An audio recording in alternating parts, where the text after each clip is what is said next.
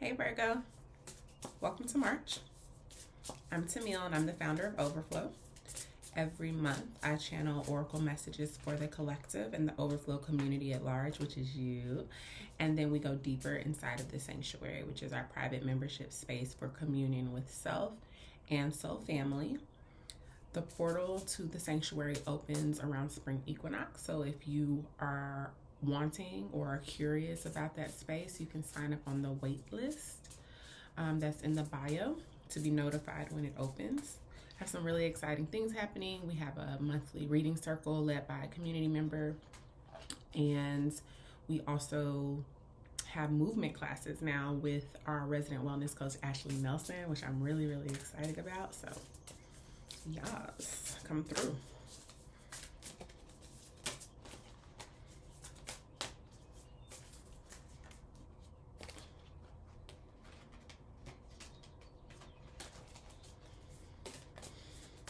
Those are like stuck together, and I'm like, are these the ones? I'm like, no. So let's get your strength for the month and then your challenge. We're using the Threads of Fate Oracle deck, the Shadow Edition.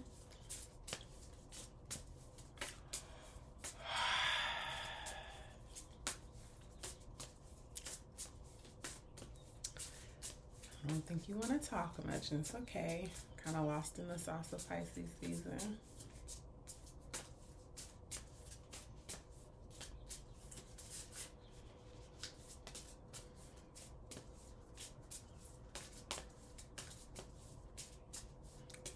Feels like you're being forced to look into the mirror in ways that you just have been avoiding. Ascension as the strength.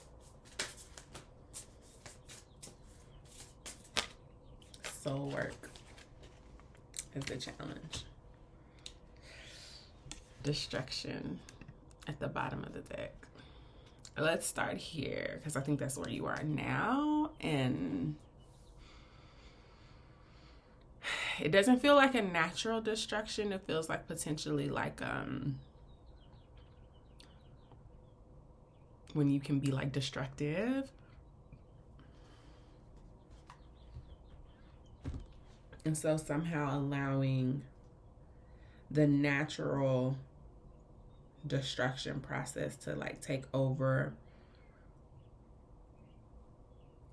the process that you've initiated as a means to control or avoid the natural shifts and changes that are happening for you is how it's coming through.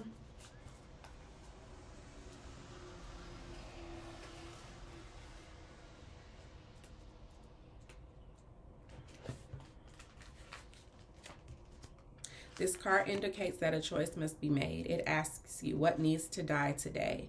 Maybe it is a limiting belief, an old inherited pattern, a toxic relationship. Whatever it is, it's time to let it go. Sometimes once we identify what needs to go, it slips easily from us.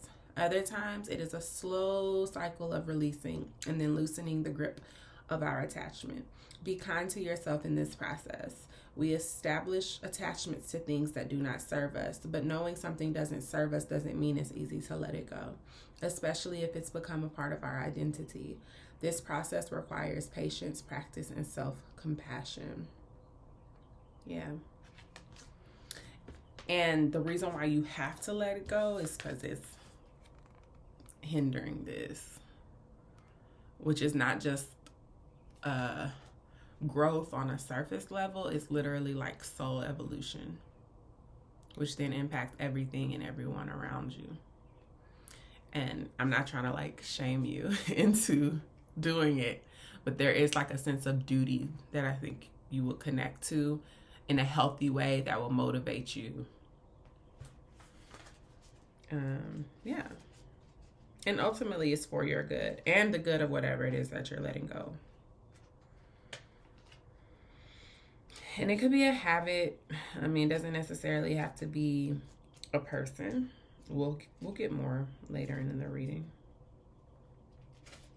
Whatever it is, it's probably something that you know. So this card is a testament to all of the work you've already done. Yes.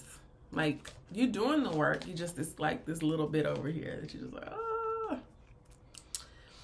It is a nod from the universe that your efforts are seen and are being rewarded.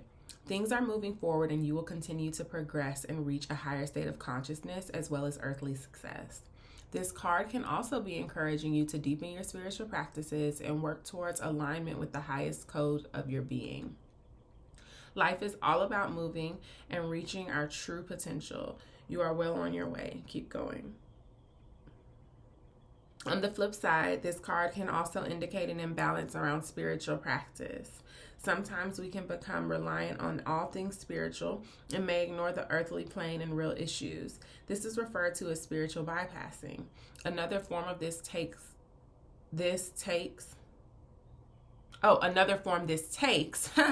is continuing to focus on clearing and up-leveling but not integrating. Yes. It can become an addiction and all about moving on to the next thing, and we think it's okay because it's spiritual in nature, but in reality it can be disempowering. If this resonates with you, work on grounding yourself and perhaps slow down, but this is going to teach you how.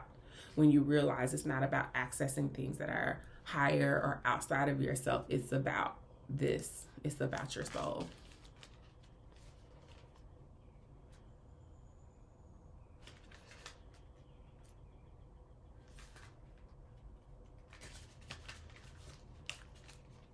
Sometimes while we are navigating our day-to-day life, we can lose sight of our highest purpose in this earthly realm. This card asks you once again to check in with your soul purpose. It is not possible to be derailed from your soul path no matter where you are, but clarity does help us show up for it in a more intentional way. Sit with these questions. What are you here to teach? What are you here to learn? What stirs in your heart? Spend some time reflecting upon your soul mission and how you can integrate it into your life. So it's the practice. The bee, this is the animal medicine. The life of the bee is all centered in one mission, to nurture the colony. There are different types of bees and they each have their unique job, but it is all to serve the collective. The bee is an ally for our soul mission because once we have an idea of what we are here to do and how we want to do it, they can teach us how to create structure and productivity. Call upon the bee when you are in the liminal space between knowing and action. And I think what's difficult for you, or what the challenge is, what you're being presented with, is on this new level or on this new identity and this new way of being that you kind of already envisioned for yourself, that you kind of started to build like the trappings or the foundations, the framework. At this point, and this is not shade, it's like I just can't think of another word. It's more of like the facade of a thing. And I don't mean like you're putting on a front. I mean, it's like, and there needs to now be the studs of the property. There needs to be insulation. There needs to be, make sure the wiring is right. It doesn't matter that the siding is out outside the house. Like, you've laid the groundwork and it's like there and we can see, what's developing, but like you need the actual interior things to start working. Like if you flip on a switch, it needs to turn on. If you plug something in, it needs to turn on.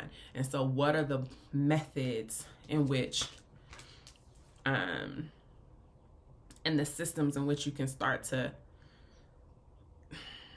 I don't want to make it feel complicated, but it's just that you need to start doing the work that fills in the gaps. And I mean, I feel like you'll know. But if you're still holding on to things that don't really work for you, it's going to be difficult to do that. So you have to be honest with yourself and tell yourself what has to go so that you can really get to where you're trying to be. The universe supports you in that. That's under this deconstruction. So know that like you're not going to fail if you take a risk.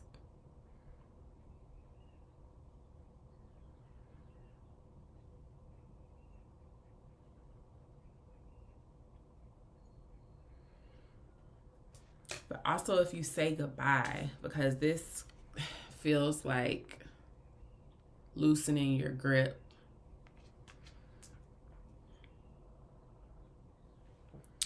All right, Virgo, I love you.